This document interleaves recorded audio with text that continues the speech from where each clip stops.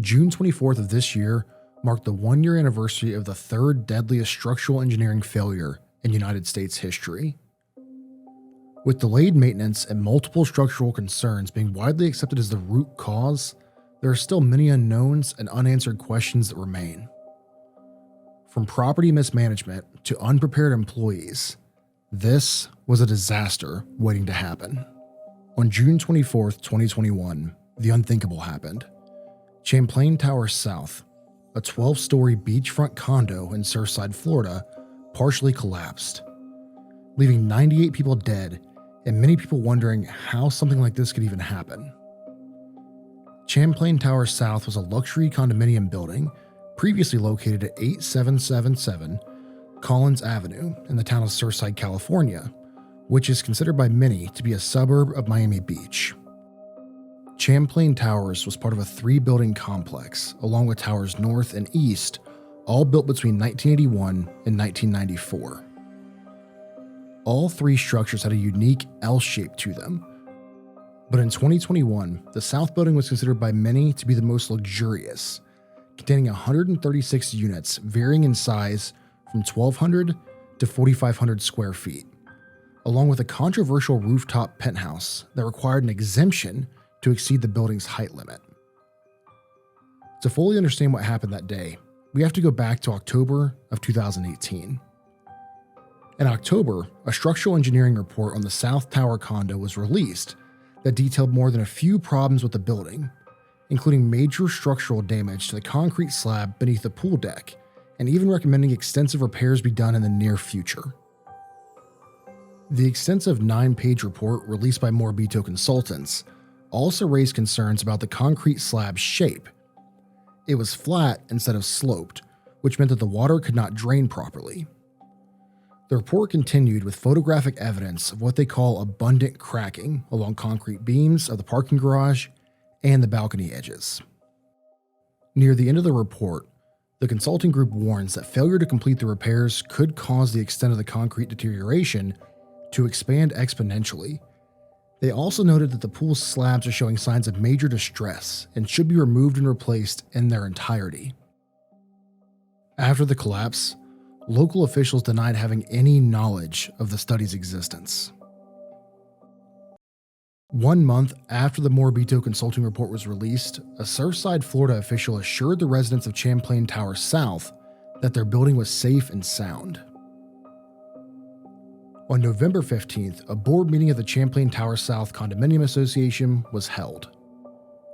During that meeting, the consulting report was discussed, and according to the meeting notes, a Mr. Protero reviewed the report in its entirety and concluded the building was in very good shape.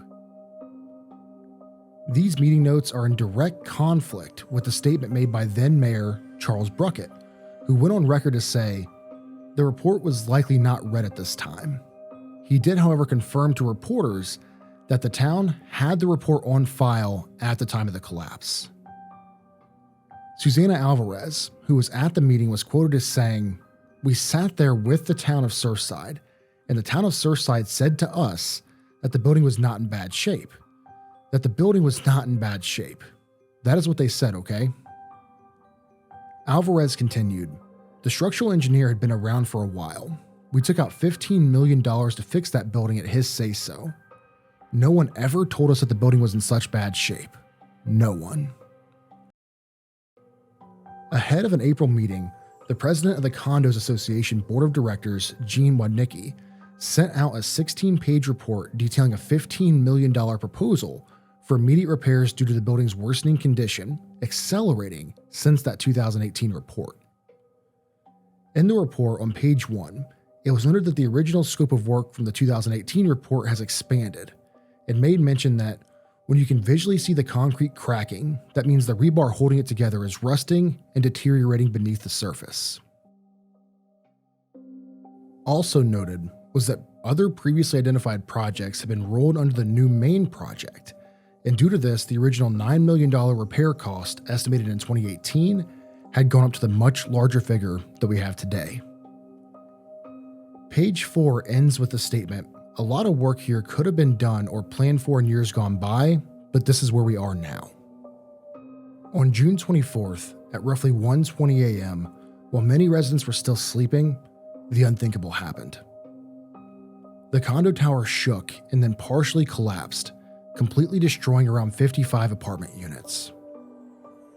During an interview, Susana Alvarez detailed the event from her 10th floor unit, saying, "I was in bed and I heard a tremor, and I really didn't think anything of it. I thought tomorrow on the news we'd hear about tremors in Florida. But not even a minute after this thought," she says, "my bed started to shake like I was on a ride. My bed was shaking and my balcony doors opened. It was like the longest thunder I've ever heard in my life. I closed my balcony doors, grabbed my phone, and ran out my front door." After Susan left her unit, she said the elevators were gone. They were just open holes and what looked like smoke. "I ran around the corner and that's when I saw that the building was missing. There was nothing and I could hear people screaming. At that point, I turned around and there was maybe 2 apartments left on my floor. I banged on their doors and when they came out, I told them we have to get out of here. When I arrived at the fire escape door, it wouldn't open. I banged on the door and someone opened it and I ran. We all ran down the stairs that were full of rubble." After exiting the building, Susana and the others climbed over the rubble and thankfully were helped by 2 young men. Susana recalls hearing the tenants of the South Building screaming and begging for help. It is not exactly known what caused the collapse. The National Institute of Standards and Technology, who is the main federal agency conducting the investigation, has said that it expects the investigation to take a minimum of 2 years, if not longer. This is due to them saying every piece of evidence must be thoroughly analyzed and all hypotheses evaluated. They went on to say, "This is one of the most complex building failure investigations ever undertaken, and it should be noted that this group received $22 million in supplemental funding from Congress to complete this investigation." The Miami Herald reported last September that the collapse began when the ground floor parking area and pool deck caved in, and based their theories on what we discussed earlier. There was only 7 minutes between the initial rumblings and the collapse of South Tower in Surfside, but was that enough time to warn the residents? The security guard in the lobby of the towers dialed 911 to report the initial failure. However, the alarm was never sounded to notify residents of an evacuation.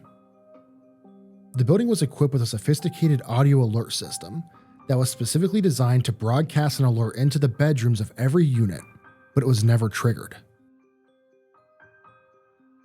During a deposition testimony and several interviews, it was revealed that the security guard was not only unaware that the alarm button existed, but also said they were never trained on it. During an interview, the security guard was quoted as saying, "If I had known about it, I would have pressed it." Jonah Handler, a survivor of the collapse, said he never heard an alarm of any kind, and no alarm could be heard ahead of the collapse in any of the audio or video recordings of this disaster. Jonah's father, Neil, who was not in the building at the time, is convinced that Jonah and his mother, who passed away in the collapse, could have gotten out with the 7 minutes of warning that could have occurred. He was quoted as saying, "I just think of all the lives that could have been saved," while other surviving residents have been quoted as saying, "You just had to press one button, and maybe they'd still be here."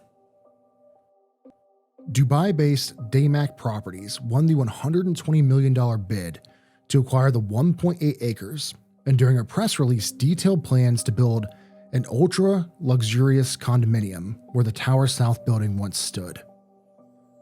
The families of the Surfside condo building are being compensated for their losses. On May 28th, a judge approved a settlement of more than $1 billion to the family who lost loved ones during the collapse. Owners of the condo will split the proceeds of the land where the building is expected to total more than $96 million. Families of those who have died and residents with injury and trauma claims will share the $1 billion compensation that is being paid by 20 defendants, including a residential high-rise recently constructed next door and the security company that managed the safety systems in the condo tower. In May of this year, lawmakers passed legislation designed to prevent similar disasters from ever occurring again. And the 101-page proposal included provisions to help ensure that corporations stay up to date on maintenance and inspections. Another section of the proposal included a stipulation that any and all condos taller than 3 stories must be inspected every 10 years, and that condo owners must maintain a reserve fund to address needed repairs. Regardless of the compensation provided, this still remains a historic tragedy for the people of Surfside, Florida. What are your thoughts? Be sure to let me know in the comments down below, because for tonight, I think we're going to have to add the Champlain Towers to our never-ending, but are always growing Tales from the Dark.